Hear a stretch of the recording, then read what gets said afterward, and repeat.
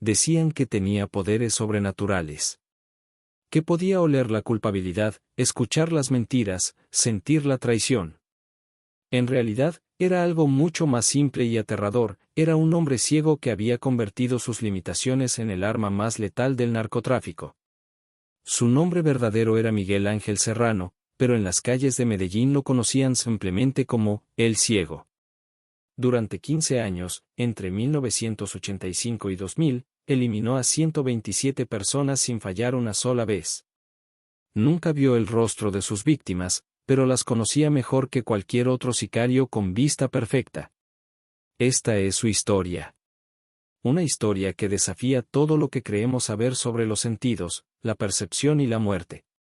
Miguel tenía 8 años cuando su mundo se volvió negro para siempre. Era un día soleado de abril en el barrio Aranjuez de Medellín. Como cualquier niño de su edad, jugaba fútbol con una pelota desinflada en un lote baldío lleno de escombros.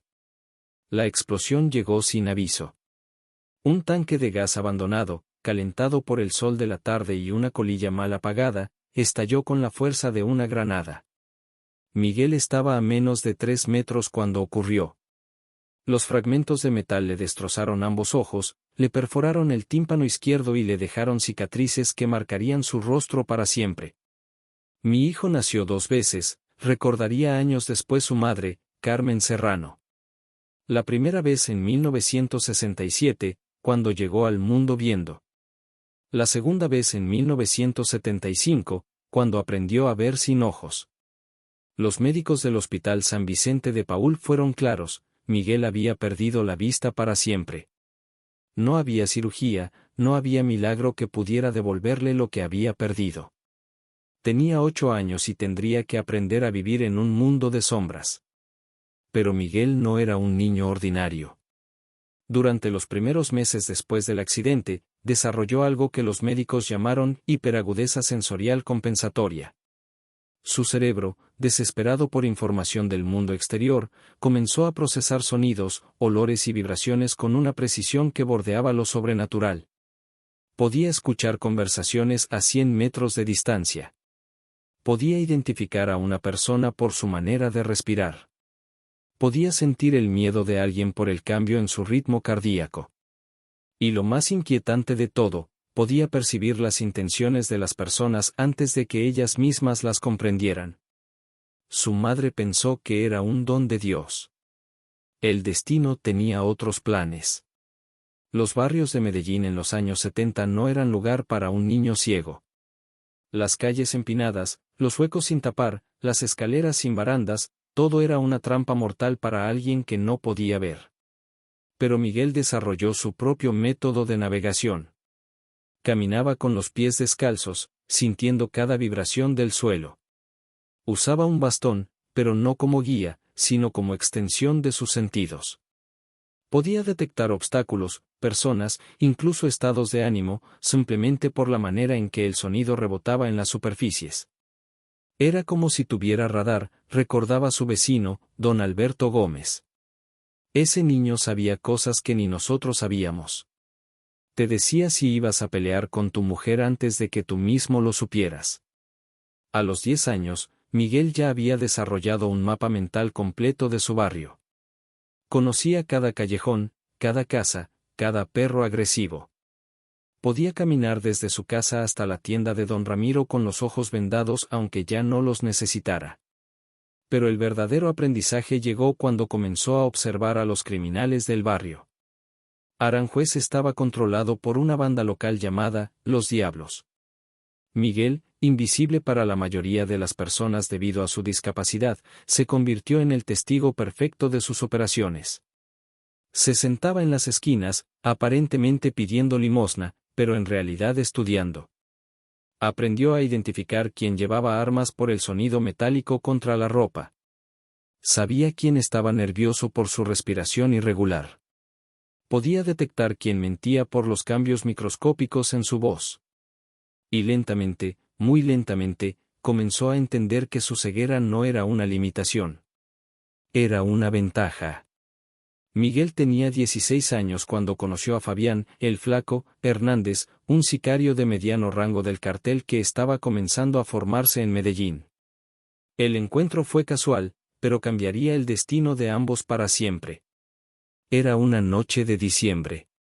Fabián había recibido un contrato para eliminar a un informante de la policía que vivía en Aranjuez. El problema era que nunca había estado en el barrio y se había perdido en el laberinto de calles idénticas. Miguel estaba sentado en su esquina habitual cuando escuchó pasos nerviosos acercándose. Podía sentir la tensión, el metal frío de un arma, el miedo mal disimulado. Oiga, ciego, le dijo Fabián. ¿Usted conoce este barrio? Como la palma de mi mano, respondió Miguel. Necesito llegar a la casa de un tal Rodrigo Vargas. Vive en la calle 52 con carrera 45. Miguel sonrió. Conocía esa dirección. Rodrigo era uno de los pocos hombres del barrio que siempre le daba monedas sin preguntarle nada a cambio. Era buena persona. ¿Para qué lo busca?, preguntó Miguel. Fabián dudó. Algo en la voz del muchacho ciego lo tranquilizaba. Era como si pudiera contarle cualquier cosa. Tengo que matarlo, respondió con una honestidad que lo sorprendió a él mismo. Miguel permaneció en silencio por varios segundos. En su mente, procesaba información, el ritmo cardíaco de Fabián indicaba que no mentía. Su respiración sugería que no estaba cómodo con el trabajo. El olor de su ropa indicaba que había venido de lejos. ¿Por qué?, preguntó finalmente. Porque me pagaron para hacerlo. ¿Cuánto? 50.000 pesos. Miguel hizo cálculos rápidos. 50.000 pesos era más dinero del que su familia veía en un año. Su madre trabajaba lavando ropa ajena por 5.000 pesos al mes. Su hermana menor necesitaba medicinas que no podían comprar. Yo puedo llevarlo hasta su casa, dijo Miguel. Pero tengo una condición. ¿Cuál? Cuando termine el trabajo, usted me enseña a hacerlo. Fabián rió con incredulidad. ¿Usted? ¿Un ciego? ¿Quiere ser sicario? ¿Por qué no? Usted necesita ojos para caminar en este barrio. Yo no necesito ojos para matar. Esa noche, Miguel guió a Fabián hasta la casa de Rodrigo Vargas. Se quedó esperando en la esquina mientras Fabián subía las escaleras y tocaba la puerta. Escuchó la conversación breve, el sonido amortiguado del disparo con silenciador, los pasos apresurados bajando las escaleras. Listo, dijo Fabián cuando regresó. Ahora usted me debe algo, respondió Miguel. Fabián lo miró durante varios segundos. Había algo inquietante en ese muchacho ciego. Algo que lo hacía sentir como si estuviera frente a un depredador disfrazado de presa. ¿De verdad quiere aprender?, preguntó. De verdad. Está bien. Pero no va a ser fácil. Nada en mi vida ha sido fácil. Detalle. Practicaba en el sótano de una casa abandonada, disparando contra blancos que no podía ver, guiándose únicamente por las instrucciones de Fabián. El entrenamiento físico era igual de riguroso. Fabián había diseñado un programa que aprovechaba al máximo las habilidades naturales de Miguel.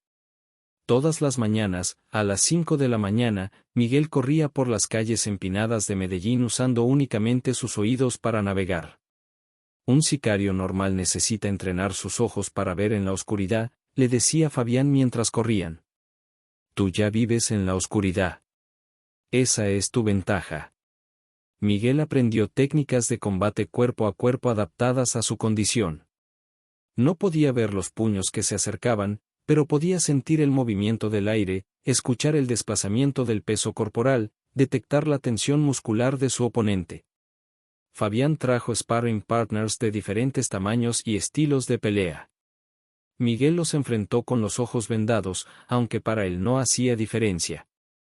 Desarrolló un estilo de lucha único, basado en anticipación y contraataque. Raramente atacaba primero, pero cuando lo hacía, sus golpes eran devastadoramente precisos. Es como pelear contra un fantasma, se quejaba uno de los sparring partners después de una sesión particularmente intensa. No puedes tocarlo, pero él siempre sabe dónde estás. La parte más importante del entrenamiento era lo que Fabián llamaba mapeo mental. Miguel tenía que memorizar los planos de docenas de edificios importantes de Medellín, bancos, oficinas gubernamentales, residencias de políticos, clubes sociales. Visitaba cada lugar durante el día, aparentemente como un mendigo ciego pidiendo limosna. Pero en realidad, estaba creando mapas tridimensionales perfectos en su memoria. Contaba pasos, memorizaba texturas de paredes, identificaba materiales de construcción por su sonido y olor. Si tienes que trabajar en un lugar, le enseñaba Fabián, tienes que conocerlo mejor que las personas que viven ahí. Después de 2 años de entrenamiento intensivo, Miguel había desarrollado habilidades que ningún sicario tradicional poseía. Podía moverse en silencio absoluto. Podía detectar mentiras con precisión del 98%. Podía anticipar movimientos enemigos basándose únicamente en patrones de respiración. Podía memorizar planos arquitectónicos complejos en una sola visita. Pero la lección más importante vino el día que Fabián le enseñó sobre el miedo. El miedo tiene olor, le dijo. Huele a metal oxidado y sudor frío. Cuando una persona tiene miedo, su corazón late más rápido, respira diferente, se mueve diferente. Usted puede usar eso. Miguel practicó siguiendo a personas por toda Medellín, manteniéndose siempre a distancia segura, aprendiendo a leer sus emociones sin ser detectado. Descubrió que podía predecir el comportamiento de las personas mejor que cualquier psicólogo. En 1985, después de 2 años de entrenamiento, Fabián decidió que Miguel estaba listo para su primera misión. El objetivo era un contador llamado Jaime Restrepo que había estado robando dinero del cartel. Era un trabajo sencillo, entrar a su oficina, eliminarlo y salir sin ser detectado. Miguel estudió el edificio durante una semana. Aprendió los horarios de los guardas, memorizó cada sonido, cada olor, cada patrón de tráfico. Sabía que Jaime llegaba todos los días a las 7:30 de la mañana, que su secretaria llegaba a las 8, que el guarda hacía rondas cada hora. La mañana del trabajo, Miguel llegó al edificio a las 6 de la mañana. Se vistió como un empleado de limpieza y subió por las escaleras de servicio. Sus pasos eran completamente silenciosos.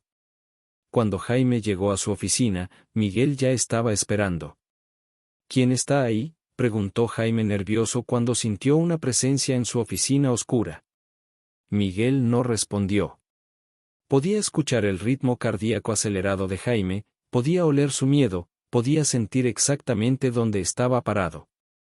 Por favor, no me haga daño, suplicó Jaime. Tengo familia. Miguel sacó su pistola. Una Beretta 92F con silenciador, tal como le había enseñado Fabián. El dinero que robó, dijo Miguel con voz calma. ¿Dónde está? En mi casa. En una caja fuerte. Les puedo dar la combinación. Miguel calculó distancias. Jaime estaba a exactamente 2.3 metros, parado junto a su escritorio, temblando. Su voz venía de una altura de aproximadamente 1.75 metros. Era un blanco fácil. La combinación, insistió Miguel. 5 de diciembre de 78, es la fecha de nacimiento de mi hija. Miguel memorizó los números. Después levantó la pistola y disparó una vez. El sonido amortiguado fue seguido por el ruido de un cuerpo cayendo. No sintió nada. Ni remordimiento, ni satisfacción, ni miedo. Solo había hecho un trabajo. Salió del edificio de la misma manera que había entrado, como un fantasma. Nadie lo vio, nadie sospechó nada. Para todos los efectos, Jaime Restrepo había sido asesinado por un sicario invisible. Cuando Fabián recibió el reporte, no podía creerlo. ¿Todo salió bien?, preguntó. Perfecto, respondió Miguel. Y tengo la información sobre el dinero robado. Esa noche, Fabián supo que había creado algo extraordinario, el sicario perfecto. Durante los siguientes 10 años, Miguel, el Ciego, se convirtió en una leyenda viviente del narcotráfico. Su reputación creció hasta convertirse en algo casi mítico. Los jefes del cartel comenzaron a solicitar sus servicios específicamente para trabajos imposibles. Objetivos con alta seguridad, políticos con escolta, testigos protegidos. Miguel nunca falló. Su método era siempre el mismo: estudiaba a su objetivo durante semanas, aprendía sus rutinas, sus miedos, sus debilidades. Después elegía el momento perfecto y atacaba como un fantasma. Desarrolló técnicas que nadie más podía replicar. Podía seguir a alguien por kilómetros manteniéndose siempre a distancia segura, guiándose únicamente por sonidos. Podía infiltrarse en cualquier edificio porque sabía moverse en completo silencio. Podía disparar con precisión mortal porque había desarrollado un sentido espacial perfecto. Pero su habilidad más inquietante era psicológica. Miguel había aprendido a leer a las personas mejor que cualquier detector de mentiras. Podía saber si alguien estaba planeando traicionarlo. Podía detectar miedo, culpabilidad, agresión, mentiras, solo por cambios microscópicos en la voz y la respiración. Esto lo convirtió no solo en un asesino extraordinario, sino en un interrogador perfecto. Los carteles comenzaron a usarlo para conversaciones con informantes sospechosos. Miguel se sentaba en una silla frente al sospechoso y simplemente escuchaba. Después de unos minutos, podía decir con absoluta certeza si la persona estaba mintiendo o no. Es como si pudiera ver el alma de las personas, decía Fabián, quien se había convertido en su socio permanente. Las historias sobre el ciego se volvieron cada vez más extraordinarias. Decían que podía matar a alguien a 100 metros de distancia disparando al oído. Que podía caminar por un campo minado guiándose solo por vibraciones. Que podía predecir ataques de la policía días antes de que ocurrieran. La verdad era más simple pero igualmente impresionante: Miguel había convertido sus limitaciones en superpoderes. Para 1990, había completado 89 trabajos sin un solo fallo. Era el sicario más solicitado y mejor pagado de todo Colombia.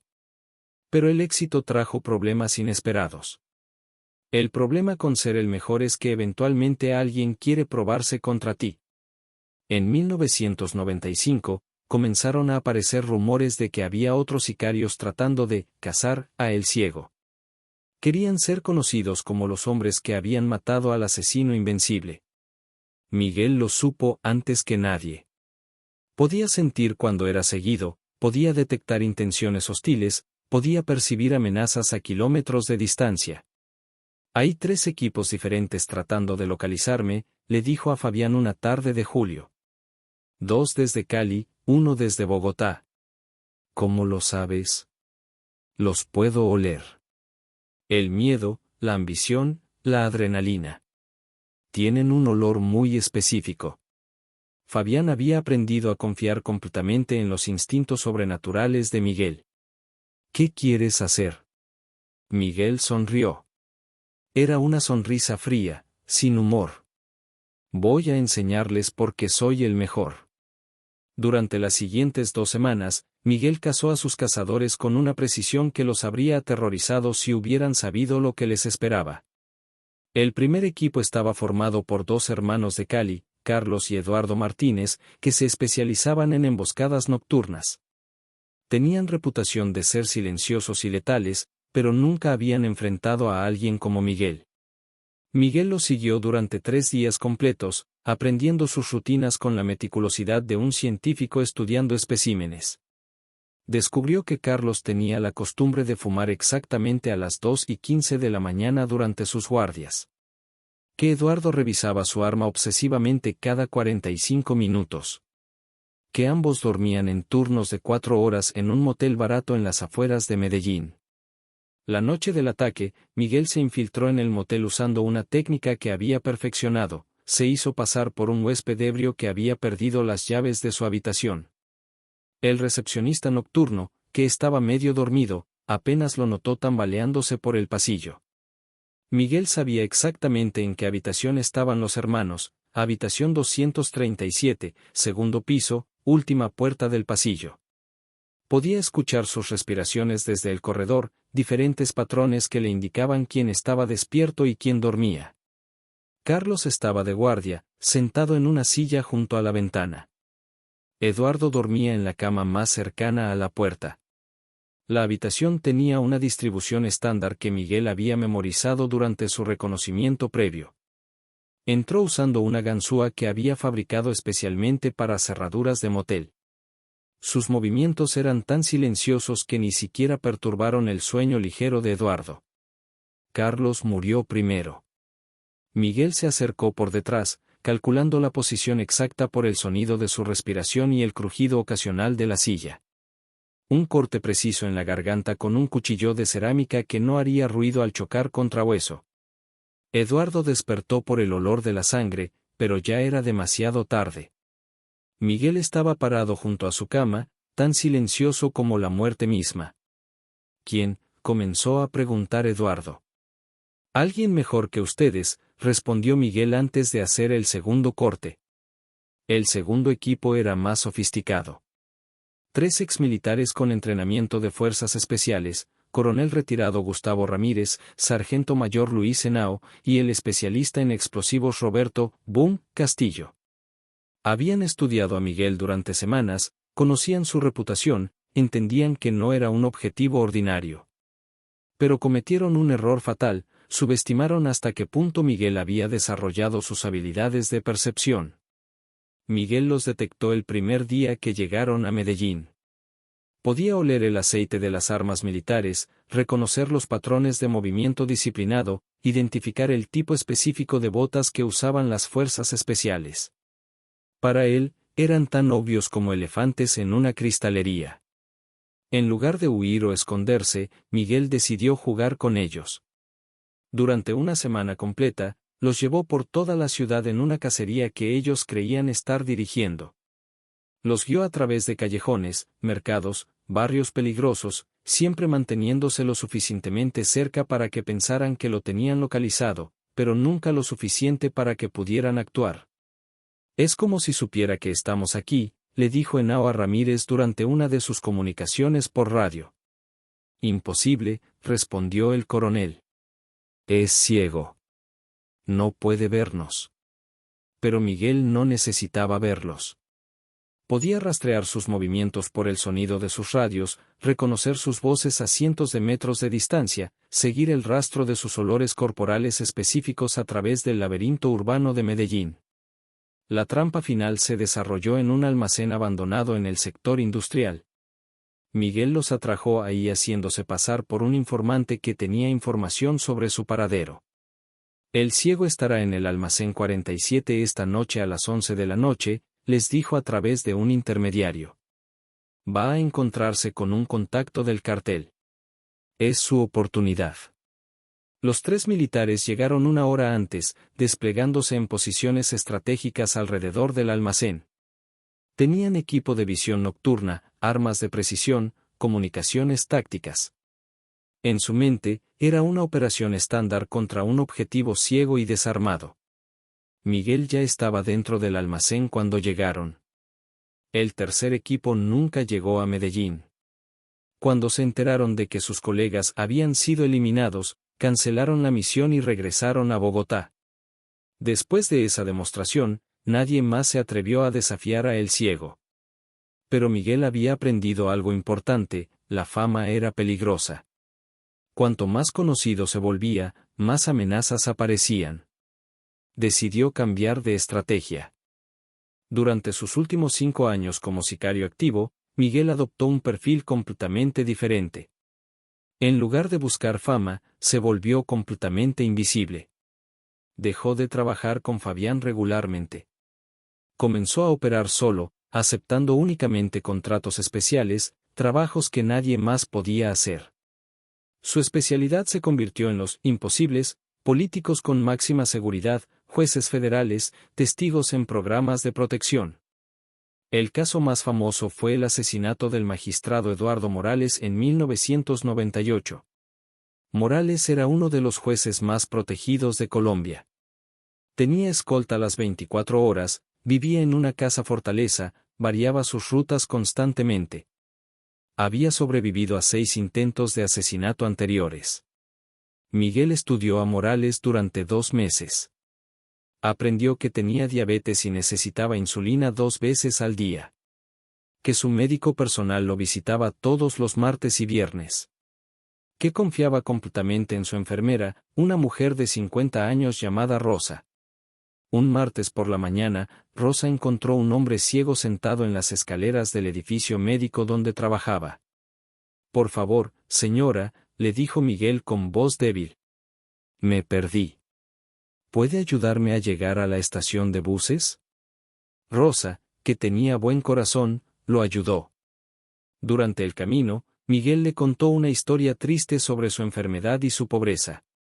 Cuando llegaron a la estación, Rosa le dio dinero para el pasaje. «Dios la bendiga, señora», le dijo Miguel. «Usted es un ángel». Mientras hablaban, Miguel memorizó completamente la voz de Rosa, su tono, su acento, sus patrones de respiración.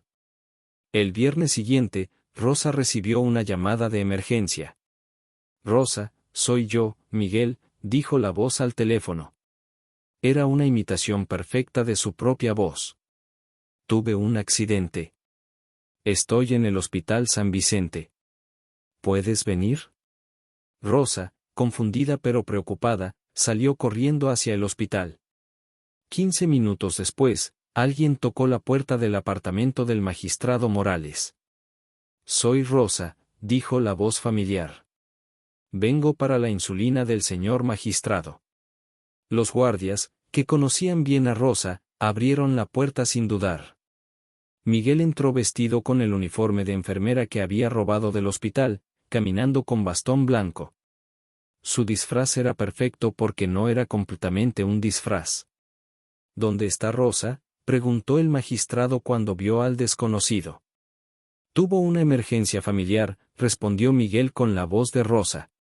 «Me mandó a reemplazarla». Miguel sabía exactamente dónde estaba el magistrado por su voz.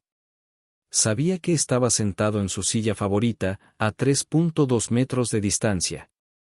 «Permítame aplicarle la insulina», dijo Miguel. Cuando el magistrado extendió el brazo, Miguel sacó una jeringa. Pero en lugar de insulina, contenía aire. Una burbuja de aire inyectada directamente en la vena causa un embolismo fatal. Morales murió en menos de 2 minutos, aparentemente de un ataque cardíaco natural. Miguel salió del edificio de la misma manera que había entrado, como una enfermera ciega que había venido a hacer su trabajo. Fue el asesinato perfecto. Nadie sospechó nunca que había sido un homicidio. Para el año 2000, Miguel había completado 127 trabajos sin un solo fallo. Era una cifra extraordinaria que probablemente nunca sería igualada. Pero su último trabajo sería también el más personal. El objetivo era Fabián, el Flaco, Hernández. Su mentor, su socio, su único amigo verdadero. La orden vino directamente de Pablo Escobar hijo, quien había heredado parte de las operaciones de su padre. Fabián había sido acusado de robar $2 millones del cartel. «¿Es verdad?», le preguntó Miguel cuando se encontraron en su lugar secreto habitual. Fabián suspiró. Sabía que no podía mentirle a Miguel. «Sí», respondió. «Pero no fue por codicia». «¿Entonces por qué?». «Mi hija tiene leucemia. Necesita un tratamiento en Estados Unidos que cuesta exactamente $2 millones». Miguel permaneció en silencio durante varios minutos. Podía sentir que Fabián decía la verdad. Podía sentir su desesperación, su amor paternal, su arrepentimiento. «¿Sabes por qué me mandaron a mí?», preguntó finalmente. «Porque soy tu amigo. Porque confío en ti. Porque soy el único que se acercaría lo suficiente». «Exacto». Fabián sacó una pistola y la puso sobre la mesa entre ellos. «Hazlo rápido», dijo. «No quiero sufrir». Miguel tomó la pistola. Sus dedos reconocieron inmediatamente el modelo, una Beretta 92F, la misma que había usado en su primer trabajo. Fabián, dijo Miguel. Tú me enseñaste todo lo que sé. Y me siento orgulloso de eso. Miguel levantó la pistola y apuntó hacia donde sabía que estaba la cabeza de Fabián. Gracias, dijo. Gracias a ti, hermano. El disparo sonó seco en la habitación silenciosa. Cuando los hombres de Escobar llegaron para verificar el trabajo, encontraron dos cuerpos, Fabián, el flaco, Hernández y Miguel, el ciego, Serrano. Ambos habían muerto de un disparo en la cabeza. Los periódicos reportaron la muerte de Miguel, el ciego, Serrano como el final de una era. El sicario más extraordinario en la historia del narcotráfico había muerto junto con su mentor en lo que parecía ser un asesinato-suicidio. Pero había algo que los periódicos no sabían. En la escena del crimen, los investigadores encontraron dos pistolas. Una había disparado 2 balas. La otra nunca había sido disparada. Miguel había matado a Fabián con el primer disparo, tal como le habían ordenado. Pero el segundo disparo, el que aparentemente lo había matado a él, había venido de otra pistola completamente diferente. Alguien más había estado en esa habitación. Durante los meses siguientes, aparecieron rumores extraños en los barrios de Medellín. Gente que juraba haber visto a un hombre ciego caminando por las calles. Vendedores ambulantes que reportaban encuentros con alguien que coincidía exactamente con la descripción de el ciego. Pero Miguel, el ciego, Serrano estaba oficialmente muerto. Su cuerpo había sido identificado, su funeral había sido realizado, su tumba estaba en el cementerio de Aranjuez. Entonces, ¿quién era el hombre ciego que ocasionalmente aparecía en las esquinas de Medellín? Hay quienes dicen que Miguel falsificó su propia muerte. Que sobornó a un médico forense para que identificara erróneamente otro cuerpo. Que finalmente había encontrado una manera de escapar de la vida que lo había consumido durante 15 años. Otros creen que realmente murió esa noche en 2000, y que las apariciones son solo el producto de una ciudad traumatizada que no puede dejar ir a sus fantasmas. La verdad, como siempre en las historias de sicarios, probablemente esté en algún lugar intermedio. Lo que sí sabemos es esto: Miguel Ángel Serrano, conocido como el Ciego, fue el sicario más extraordinario que jamás haya existido. Un hombre que convirtió una discapacidad devastadora en una ventaja letal. Un asesino que podía ver la muerte con más claridad que cualquier persona con vista perfecta. Y tal vez, solo tal vez, esté todavía ahí afuera. Caminando por las calles empedradas de Medellín, invisible para un mundo que cree que está muerto. Después de todo, ¿qué mejor disfraz para el hombre que nunca necesitó ver para matar que simplemente desaparecer? En los barrios de Medellín, cuando la niebla baja por las montañas y las calles se llenan de sombras, los viejos todavía susurran historias sobre el ciego. Y a veces, en las noches más oscuras, juran que pueden escuchar el suave tap tap tap de un bastón blanco acercándose en la distancia. Porque los fantasmas más peligrosos son aquellos que nunca necesitaron la luz para cazar en la oscuridad.